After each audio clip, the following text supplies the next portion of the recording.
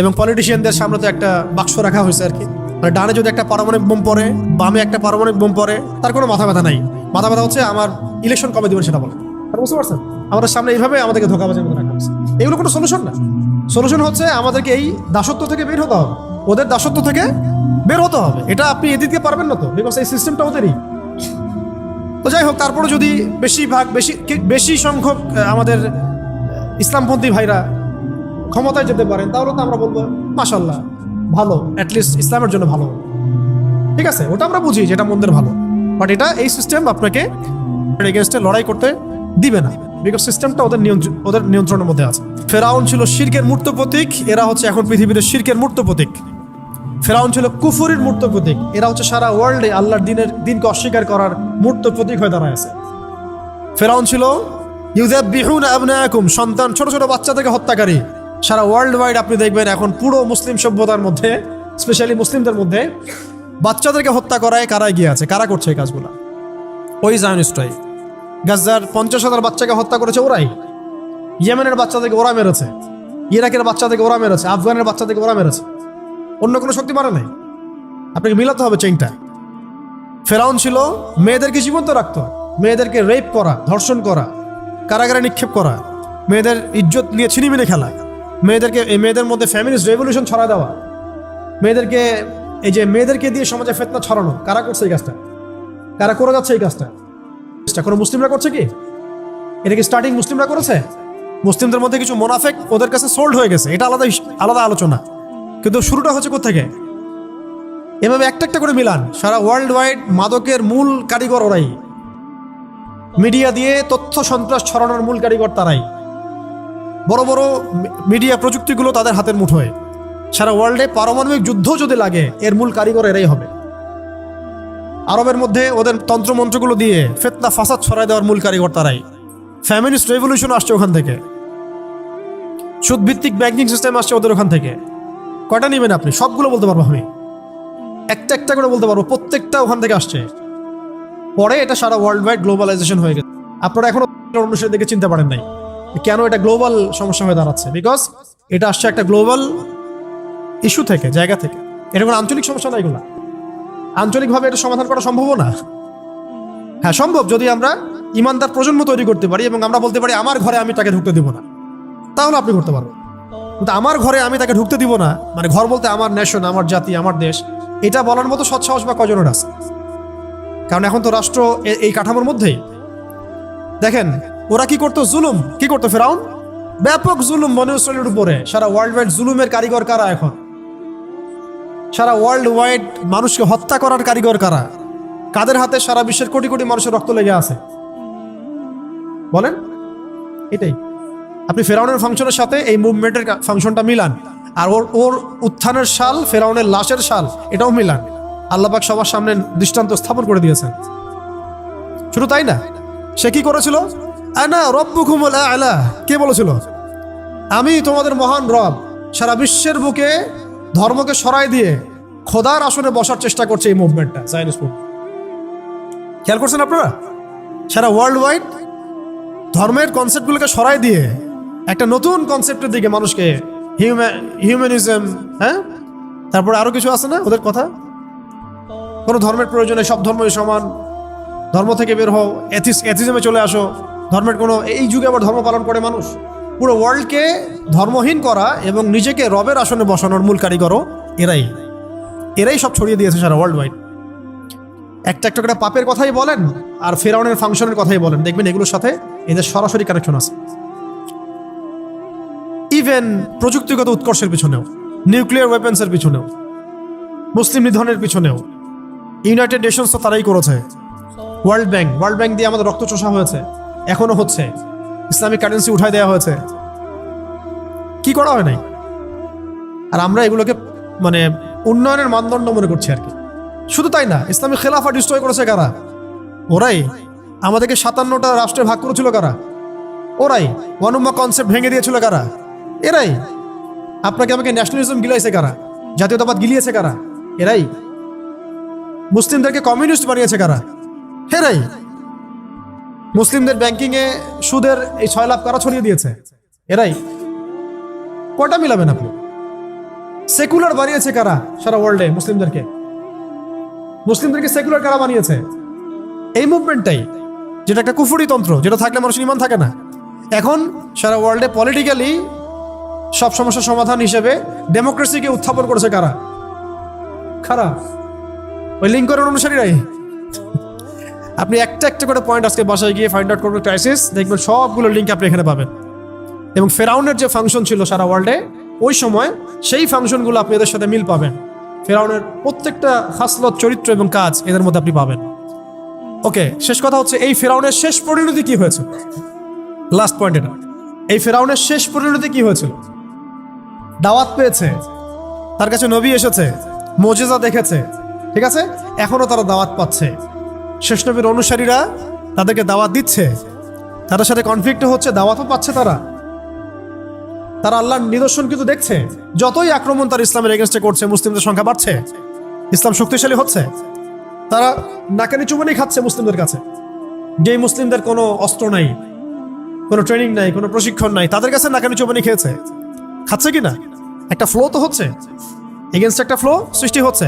এই যে আপনারা যে দাড়ি রাখছেন, অথচ আপনাদের দাড়ি রাখার কথা না, বিকজ দাড়ি রাখার ফজিলত নিয়ে আপনাদের মনে হয় কোনো কিতাবে কোনো পড়াশোনা নাই। আছে কি? অনেস্টলি বলেন তো, আছে কিনা?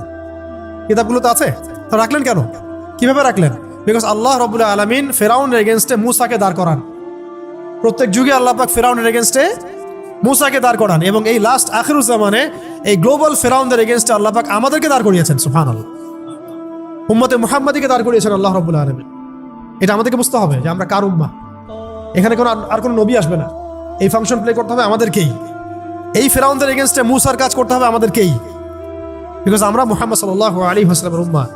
এবং শেষ পরিণতি কি হয়েছে? ফেরাউন এবং তার দলবল লোহিত সাগরে ডুবে মরেছে। জাস্ট একটু মনোযোগ দেন। ফেরাউন এবং তার দলবল লোহিত সাগরে ডুবে মরেছে, একসাথে না আলাদা আলাদা ভাবে? একসাথে এট এ টাইম। এবং বনু ইসরাইল, মুসা আলাইহিস সালাম নাজাত পেয়েছেন এই মুহররমে, এই আশুরায়। তার মানে ফেরাউন এবং তার দলবল যে ডুবে মরবে, এটা নিশ্চিত। এটা কি নিশ্চিত? কারণ ফেরাউন পরবর্তীতে যে নিদর্শন, আর মুসা আলাইহিস সালাম এবং তার অনুসারীরা যে নাজাত পাবে, বিজয়ী হবে, এটাও নিশ্চিত, এটাও লিখিত হয়ে গেছে। এখন আপনারা ক্যালকুলেট করবেন।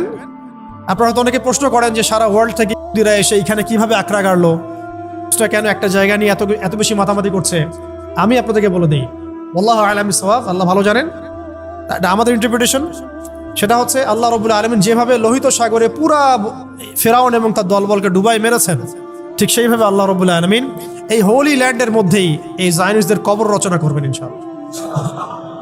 এই কারণে আল্লাহ পাক সমস্ত বিশ্ব থেকে এদেরকে একটা একটা করে বাছাই করে করে এইখানে নিয়ে আসছেন। এটা আল্লাহ পাকের প্ল্যান। আল্লাহ পাক drag themselves to the holy land. কথা কি বুঝতে পারছেন? আল্লাহ পাক টেনে নিয়ে আসছেন ওদেরকে হোলি ল্যান্ডের মধ্যে। এখানে ওরা রাজত্ব করতে পারবে না। পারবে কয়দিন বলছি?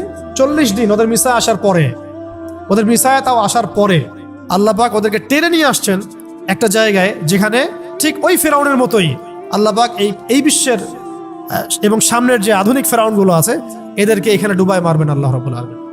তবে এবার পানিতে ডুববে না, এবার ডুববে মুসলিমদের হাতে ইনশাআল্লাহ।